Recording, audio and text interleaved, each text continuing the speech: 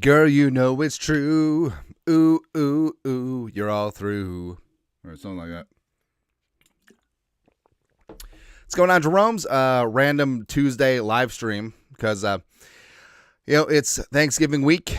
And actually, a lot of people are off work already. Where the whole work from home movement is kind of good. Because, a lot of families, if they got, a place, they got a cabin, lots of people there gathering. And that's what's good because I've always liked Thanksgiving. Christmas obviously is Christmas, but Thanksgiving, it's about food, family, and football. The F's, all the F's. That's right. So thank you very much for coming along. And the story du jour this week is Max Bro Show versus Jonathan James McCarthy. So why can't this team be normal? Honestly. And we're always grateful for every year that we have, because I just turned 40 this year, and it dawned on me like my life is probably half over, not to be a Debbie Downer, but just it is what it is. And obviously there's still a lot that I want to accomplish in this world. See my kids be successful and contributors to society. See my grandkids, all that stuff. But it all comes back to the stupid team. Because I like when they put in perspective of, all right, so say you live to 80, just for a nice round number. You'll have 80 winters, 80 summers, 80 springs, 80 falls, right? And say you start paying attention to sports when you're 10. So you got 70 seasons of your favorite team, right? And obviously the Vikings only been around since 61, but I don't know, 70 years of this. And also, something that I've missed out on, because we've been doing the show for like 10, 12 years now. And something that I've missed out on is watching the games with friends and family, right? Also, I'll be the first to tell you. So when I watch a game, pretty stoic, it is what it is. But the people who yell and scream at the TV every 2 seconds, I don't know, man. I don't know. But I just remember as a kid, just growing up with my dad, grandpa, family, watching the Vikings win, lose, or draw. And I don't know, because that was before 98 when I first started watching the game. Because I remember it was I want to say 95, 95 NFC title game. It was San Francisco, who just won the Super Bowl in 94, versus the Cowboys, who had won in 92, 93, and eventually won in 95. And it hadn't really cemented that I was a Vikings fan. So I was, and that was a good game. It went back and forth. So I was like, I'm a Cowboys fan. I'm a Niners fan. I'm a Cowboys fan. Then my grandpa just took me aside. He's like, you're a Vikings fan. That's what it was, man. And I don't know, that really solidified it, because I'm kind of jealous in a way too, because this obviously is a side hustle that's a lot of fun. But just watching a game as a fan, it's kind of great too. That's why I like the Timberwolves, even though God dang it, they suck lately. The Timberwolves, watching Liverpool, even though they suck as well. Just watching as a fan, just being irrational. That's what we do. It's good times. Anyways, I'm a man. I'm 40. It's good times. So, annual November food shelf fundraiser is going on right meow. All Venmos, Cash Apps, Super Chats in November will go towards Twin Cities food shelves and local families in need. $3K goal for the month. Just had $100 donated to every meal by Marianne, I think the name was. $100, and her company match $100. So that's fantastic. So we're currently at like 26. somewhere in there. Yeah. I'm sure we'll smash that by the end of the month.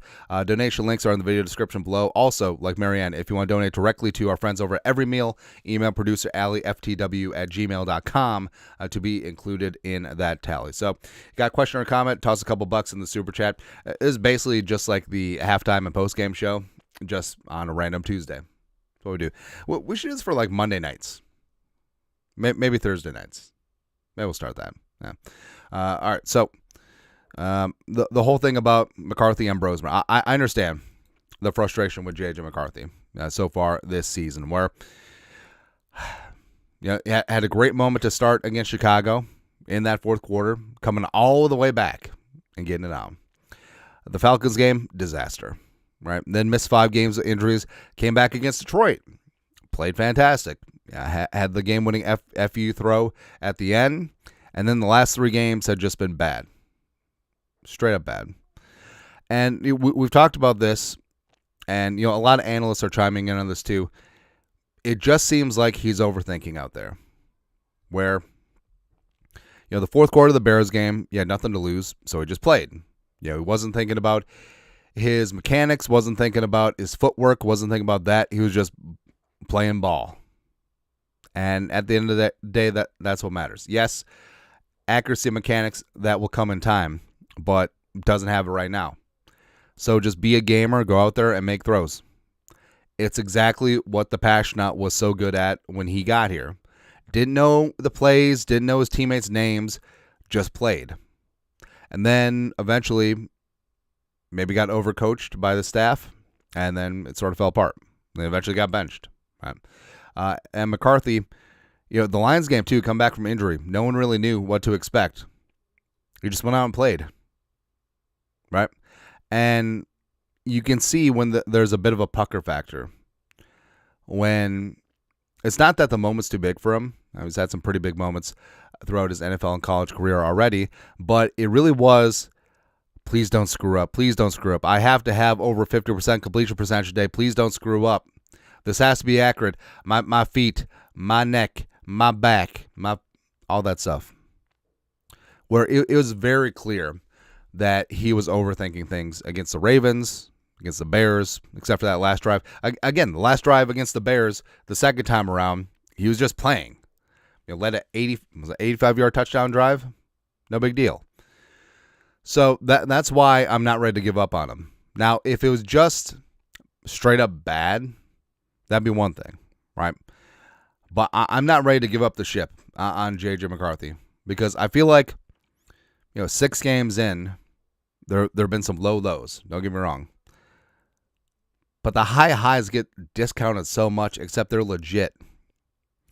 And, the reason why part of Sam Darnold is because he didn't step up when it mattered the most in the Lions and the Rams game. And you've seen McCarthy, maybe it isn't pretty how he gets there, but when it matters, when you need a drive at the end of the game, he'll come through. So that's something that sticks in the back of my mind, because you can't teach that. And it's something that we talked about right? Maybe we cursed him a little bit, but I don't think that's the case. And no one's going to work harder. I mean, he's got the work ethic in him, and he's obviously got the skill set, and he's got great teacher in Kevin O'Connell. So I'm pretty damn confident that things will work out, right? But it's just not working out in season, right? Because I feel like confidence is shot, mechanics are a mess, and that's something that you're not going to fix in the middle of a season, right? Frankly, how the coaches didn't see this and work on it in the offseason, I don't know. Also, here's what stands out too. Kevin Collins reporting every single day or every week that he's looking good at practice. Best 2 days of practice that he's had, all that stuff. And then in the game, it's just like, hey. So either Kevin O'Connell's lying about the practice, which if McCarthy was looking bad in practice, it would have gotten out. Oh, JJ McCarthy is completing 40% of his passes in practice. Also, here's what really stands out too. Training camp. Everyone saw JJ McCarthy in training camp going up against Florida's defense. We're the best in the league. And I mean, he had a couple of misses, sure, but there was never anything like this. Which makes you think that it's almost more psychological at this point, where he's just out there, couldn't even pass a BB through his bunghole of, oh my God, please don't screw up. Oh, my feet, my eyes have to be lined up. So that's why you have hope. Because, like I said, no one saw this in training camp. No one. If people say that they did, they're lying. Right? So that's what makes you feel better about things. Right? And also, he's under contract through 2028 with the 5th-year option. So he's going to have time, and he's going to be on this team. And I still believe that he is going to be ultimately the guy. Right? The Irish American, $5. The most Vikings thing ever. Bromser starts, lights it up somehow. JJ remains injured, and Bromser saves the season. Wishful thinking. Haha. That is fair. Also, the whole concussion. I don't know, man. I don't know. Like I love a good conspiracy theory, but I never bought the soft benching with the high ankle sprain. This one I kind of buy, because he's coming off his worst performance as a pro. Absolutely embarrassing. 87 passing yards. Okay. And then magically on the plane ride home, like, did Kevin O'Connell smash his head against a bulkhead? Hey, coach, I feel really good about Seattle. We'll get him next time. Bam. I don't know. But the Bro Show is interesting because he's been praised to the hilt by the entire coaching staff. He like lives at TCO, works his ass off. All the things that you want to see. And with Bromser, one season with the Gophers. And, you could tell, even though you played extremely high-level FCS ball, second in the Walter Payton Award voting, the FCS Heisman, there's an adjustment to Big Ten football, right? But, like, midway through the season on, like, Bromser was locked in. Had the second highest completion percentage for a season in school history behind Tanner Morgan, and had a record for most completions in a year. And that's something that the Vikings have been struggling with. Just, can we stack up completions? Can we have a decent completion percentage? Can we put the ball in a spot where the playmakers can go out and do something? Can we do that? All right. And that's what had been deficient with J.J. McCarthy, and that's what Bromser does well. Get rid of the ball, go through your progressions fast, and make a good throw. An accurate throw. That's what he does. And, mechanics-wise, Bromser's fine. Like, there's not going to be an overthinking out there. He's just, don't think, just do. Full-on Maverick, which Top Gun Maverick is honestly one of the better sequels in film history. Like, the best film sequels ever. Godfather 2, Top Gun Maverick. And I'm not even being facetious. I will also say as well, Bad Boys 2, fantastic movie. Really good movie. Bad Boys 3 and 4, whatever. Yeah. Also, it's really stupid. Why they name the third one Bad Boys for Life? You save that for the fourth movie. But Painful Dr. P? Painful When I P? Yeah. All right, so $10, super chat. Kevin O'Connell needs to be held accountable for his unhealthy love affair for McCarthy, making Wentz play when he's hurt so Bromser doesn't get a chance to look good. Yet McCarthy gets more time, which is kind of fair. The Irish American, $2. Yeah, the concussion timing is sus. I completely forgot about Carson Wentz, where I fully buy into the conspiracy. Hold on, I gotta find the conspiracy man. I obviously love a lot of the inside jokes on this show, but this one might be my favorite. I didn't even do this one. I think producer Allie made this one, but full-on conspiracy where Carson Wentz basically died. I mean, Carson Wentz banged up his shoulder in the Browns game. Well, he had rib injuries from the Steelers game.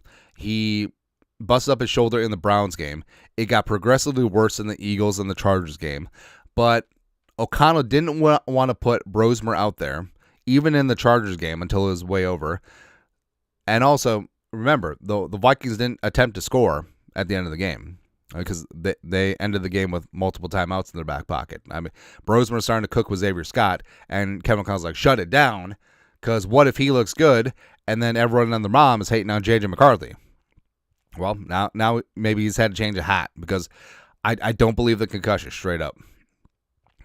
And O'Connell, I really don't blame him for being infatuated with J.J. McCarthy, because remember, Kevin O'Connell and Kwesi basically bet their jobs on J.J. McCarthy, right? They passed on bringing back Darnold when they could have, franchise tag. They could have had Daniel Jones, even though they offered more money. No one's going to say no to more money. Could have had Rodgers, said no. Could have drafted Shador, said no. And they're fully invested. And maybe at this point, it might be best for, hey, magically, J.J. McCarthy had a concussion right before he's going to play one of the best defenses in the league against a notoriously tough place to play against the 12s. Bromser, why don't you try it out there? And then we'll have McCarthy back December 7th, the day that will live in infamy, against the Commies and their banged-up defense at home. Timothy O'Donnell, $2. Can you do a quick Belichick mumbling about J.J. McCarthy?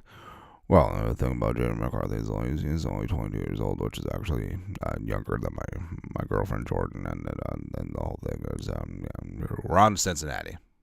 Yeah, I don't know what happened to Belichick as of late, and I'm not gonna lie, like a lot of men have done things for crazy reasons, and I think that's one of them. But Belichick was such a good coach. Right, I know Brady is the greatest quarterback of all time. He probably wins a couple Super Bowls without Belichick. He doesn't win 6. And Belichick's a great coach. He probably wins a Super Bowl or 2 without Brady, but that's an argument for another day. Our guy Derek Baker, $20 Canadian. Concussion is legit. JJ scrambled, took a hard hit late in the game. He stayed motionless on his back for a second or two. The Hawk pulled him up by his feet. JJ looked stunned. Hit. He got concussed in that play. I feel like that's fair, but also it's a little convenient. It's a little coinky-dink, Kevin O'Connell. So by the time their wheels up, by the playing coaching staff has already gone through the tape a couple times. Like, aha. Also, JJ apparently had smelling salts on his person, which I think is hilarious. Irish American, $5. Why is it Mama I can change him and all these quarterbacks work out, yet never for the Vikings? Make it make sense. It's kind of fair too. Also, the thing that bothers me is, so Nashawn Wright, even though he's had his struggles, like he's had 5 picks, like he has more picks than the entire Vikings team combined. He was on the team last year. Like he was part of the Andrew Booth Jr. trade with Dallas. He played 0 defensive snaps and played 15 special team snaps. And now he might be voted second team All-Pro at cornerback, which makes me feel great. Ed Ingram's looking fantastic. Bradbury started out pretty good. Mekhi Blackman has been doing some things. So I know that's fashionable to just bash Kwesi about everything, but there's a lot of players that just aren't developed here. And that's a coaching staff issue where you have these good players who are talented, as obviously shown by they go somewhere else and they star right away. And you're just like, I don't know. Blame Kwesi. Yeah. But the Seahawks game, I'm looking forward to it, man. Also, Bro Show, where I understand this is part of being a fan, and we still have memes and stuff of like Kellen Mond and Jaron Hall, and this is before our time, but before the show, but I'm sure we would do Joe Webb back in the day. Blazer, let's go, man. Yeah, but this might be my favorite one. So this is Max Bromser's scouting report. Lean athletic build. QAB has adequate QAB quick feet, COD, acceleration, flex, intelligence and instincts, strength and durability. Kurt has 4 strong factors. Oh, maybe this is Kirk Cousins. I don't know. But Kurt Warner did a great breakdown of J.J. McCarthy. It's up on the YouTubes. Go check it out. But I feel like I know everyone compares this to the Trey Lance and Brock Purdy situation, but what if this is Trent Green and Kurt Warner? Because remember, Kurt Warner was undrafted out of Northern Iowa. He had a cup of coffee with the Packers, I believe, and then stocking shelves at Hy-Vee. Then all of a sudden, arena football, the Iowa Barnstormers, which the Iowa Barnstormers had the best helmets. Hold on, we're have to get some stuff here. Kurt Warner, Iowa. Who's got it better than us? Nobody. Iowa Barnstormers. Come on. They had a phenomenal helmet. Where's the picture? There you go. We're doing a lot of graphics on the fly. ESPN 8 the Ocho. I am not. Ooh, child, things are gonna get easier. All right, come on, man. All right, aha. Kurt Warner and the Iowa Barnstormers helmet. I mean, that's just a great helmet, man. That's just fantastic. Also, I'll say that Kurt Warner has credited the Arena Football League for quarterbacking the greatest show on turf. Is that in Arena League you have to get rid of the ball. So Northern Iowa, he didn't have the quickest release. It got pretty damn quick in the Arena League. So I feel like I don't know. I just feel like I got a weird feeling about Max Brosmer. Now, yes, I had a weird feeling about Jaron Hall. Had a weird feeling about the Passionate long term, but Irish American $5. Just waiting for green and gold for the Win Hockey Podcast. I heard the Wild have a good goalie now, Skull. So talked about this before. I grew up in the one corner of the state, like southeast Minnesota, that doesn't give two hoots about hockey.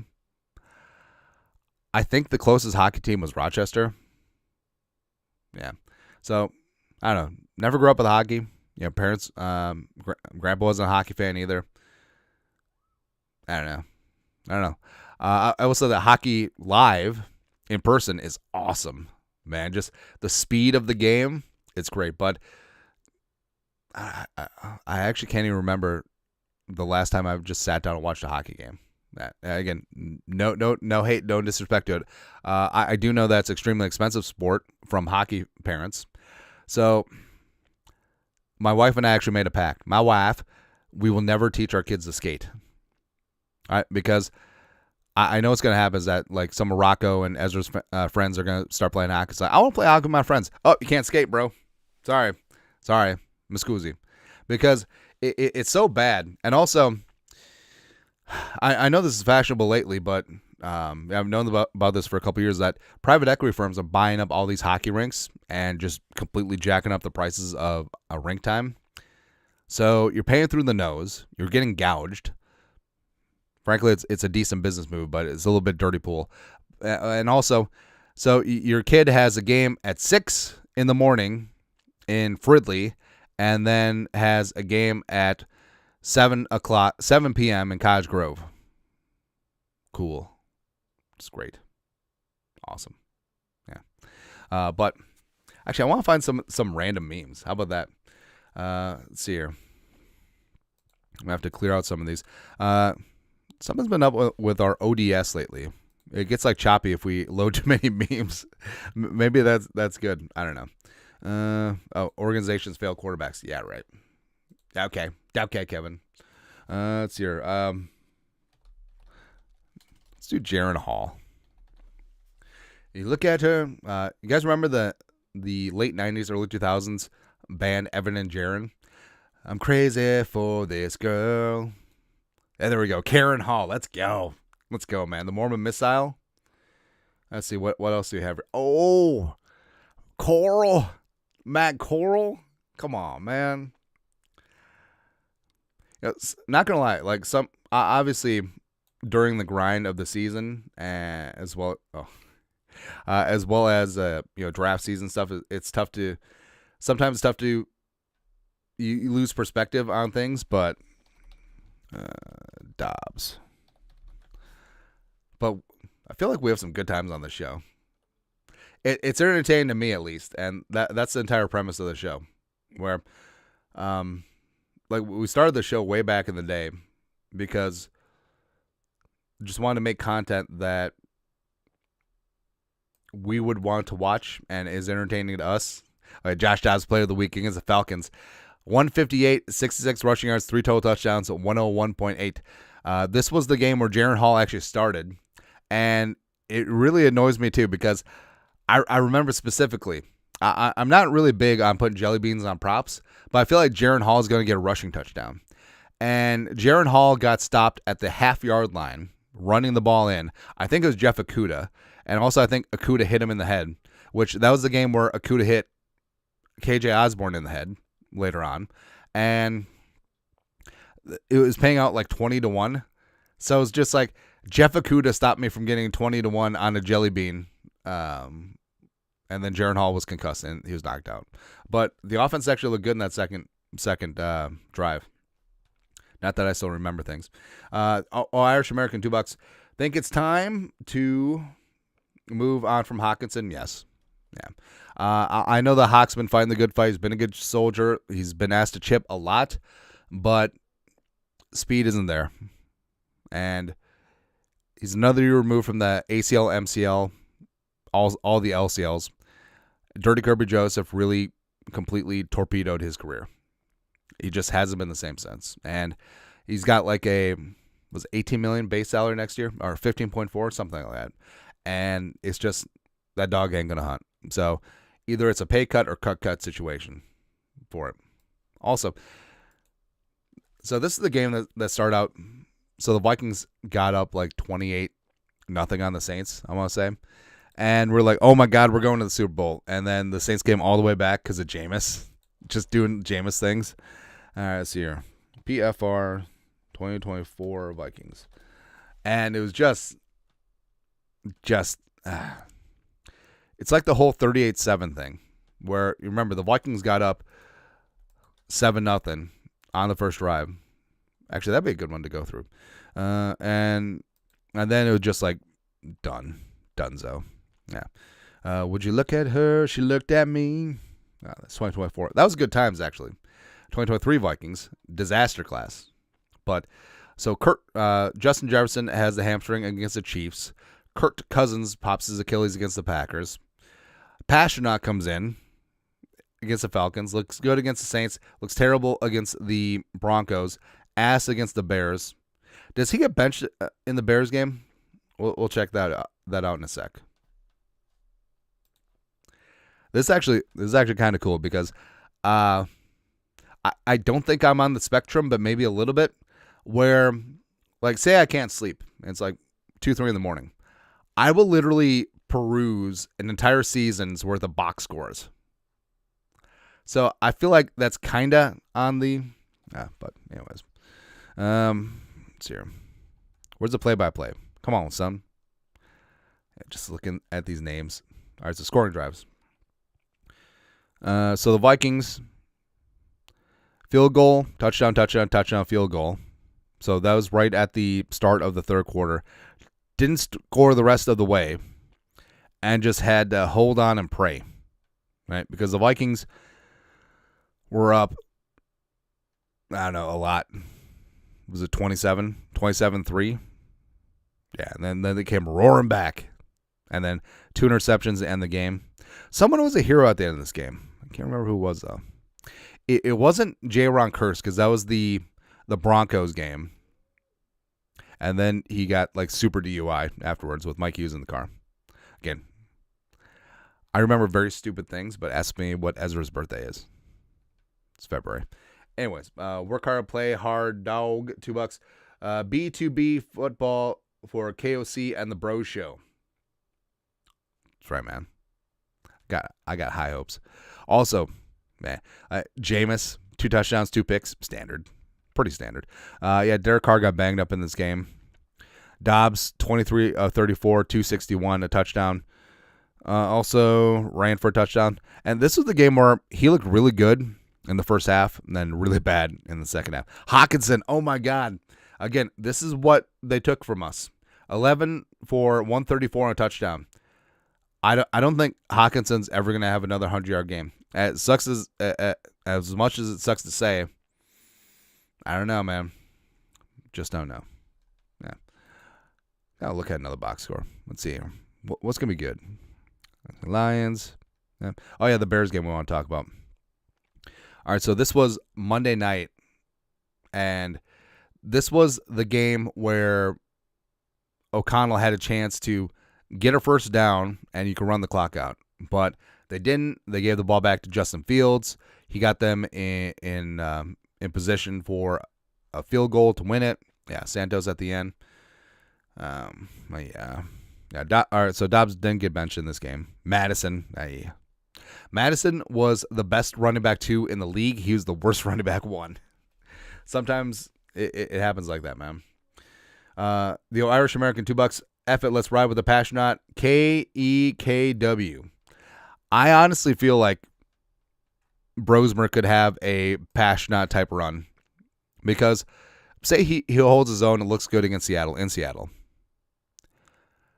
Then what do you do? Like JJ McCarthy be out of concussion protocol. What do you do? Right? And then you got the Commies at home. Whoever's that quarterback is going to put up numbers in that game. And then the Cowboys, well, the Cowboys defense actually improved, but still coordinated by Eberflus. I think that gets flexed out of Sunday Night Football, but we'll see. The Giants just fired Shane Bowen. Their defense has been in disarray. The Lions and the Packers, whatever. You're at home, and they may be stuck in wild card spots by this time, so maybe they play their bench. I don't know. Honestly, so Green Bay, whatever. The Bears win the division. The Packers can't get out of the 5 or 6, so they just rest their players. And then Max Bromser puts up 506 touchdowns, man. He goes full Matt Flynn on the bit. That'd be great. Let me look at one of these other box scores. Yeah, let's see here.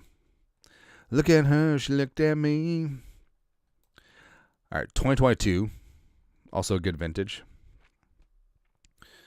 All right, Saints game. Yeah, that was over in London. Beat the Bears. Beat the Dolphins. Man, it's such a weird season. Do we look at the Bills? Yeah, let's look at the Bills game. Overtime. Should have never gone to overtime because Gabe Davis was not in bounds. Wasn't even close. Stephen Cass, $5. Just wanted to give some money for the cause. Hey, thank you. You are the best. And the cause is indeed for new viewers. November Food Shelf fundraiser drive going on right now. Venmos, Cash App, Super Chats. Do it up. So if you got a question or comment, toss a couple bucks in said Super Chat. But I don't know. Like we could do this all day. Probably not productive. Yeah. But overall, I have a weird feeling that the Vikings offense is going to be good to go. Right. And yes, straight up, J.J. McCarthy was holding the offense back the last 3 weeks. I mean, there's no way to sugarcoat it. And having to play around your quarterback, it's really tough. It's tough, man. And Bro Show can distribute the football. He can get rid of it. And I know all we have is your Gophers tape and a couple preseason games and some spattering of training camp highlights, right? But what's the number one thing that you take away? He doesn't hold on to the ball too long. Like he will get rid of the football. And obviously the speed is going to ramp up in the regular season, playing against ones, but he was playing with 3s and now he's playing with 1s. He was playing with Tim Jones as his best wide receiver when he was in preseason. Now his best wide receiver is the best wide receiver on the planet, and just friggin' Jefferson. And O'Connell's not going to hang him out to dry. I feel like, not going to say like oversimplified offensive game plan, but it's going to cater to what he does well, which should be the case as it always should be. All right. But honestly, the last couple of weeks with McCarthy, I don't think that he's catering to what J.J. McCarthy does well right now. Maybe he's catering to what he wants J.J. McCarthy to do well in 2-3 years, sure. But this league is about winning games and putting your players in position to win today as opposed to in 2 years or just showing off how smart you are. All right. So this whole we can fix J.J. McCarthy on the fly, that was never going to fly. Just lean into what he does best, go up tempo, and just let him play instead of massively overthinking every single thing. Oh, sorry, your base was slightly out of place. Guess what? You're going to be inaccurate. Guess what? Even when his base is in place, like he was still inaccurate. So what do you want? Yeah. And the defense, so Grenard being back is huge. Diamond Dallas Turner is growing and showing before our eyes, which is fantastic. I don't know, like the secondary definitely could have used Nashawn right now, but it is what it is. And I love Harrison Smith, but I think after the season it's time. And Metellus hasn't been as good as last year. And Theo Jackson has sort of been inert, right? And I have a lot of faith in Theo Jackson, right? It just hasn't clicked down the middle of the defense. That's why, Caleb Downs from The Ohio State University would not be a bad option. Would be really good, right? But that's getting ahead of ourselves. It all comes down to Sunday. Sunday. I just feel like the script writers are going to have something special. Like, I know it's Darnold versus Flores, and that works both ways. Darnold is familiar with Flores and the defense. They win against each other every single day, but also Flores knows what gets under Darnold's skin. And the Seahawks offensive line has been really good all year. A couple chinks in the armor as of late. I think that's going to be exposed. I think that even on the road, the Vikings are going to be able to get a nice little rush on Darnold. I think that Jackson Smith and Jigba will be tamed. So I'll kind of see. David Knotts, $10. Rosenberg will play within the statement and within his skill set. No hero ball with him, which is also kind of fair. In terms of just operating the offense, strictly operating the offense, I would actually trust Bromser a little bit more than McCarthy. Because even though McCarthy isn't out there like wildly improvising, he literally never runs, even though he has the athleticism to do it. I feel like Bromser is kind of like Kirk Cousins, where he's really, really good when the on schedule. Or we always call Kirk Cousins, he is a really good like orchestra musician. The music is right in front of him. He can follow the notes. If you have a good conductor, you're good to go. Kirk Cousins would suck at jazz, where you have to improvise and feel the flow. It's not his game. But if you have sheet music, Kirk Cousins is good. I feel like Bromser fits in that mold right now. So I actually think that the offense is going to be able to move and put up some numbers, even though in a very tough environment and against a very tough defense. I think they'll be able to do it. Irish American, $2.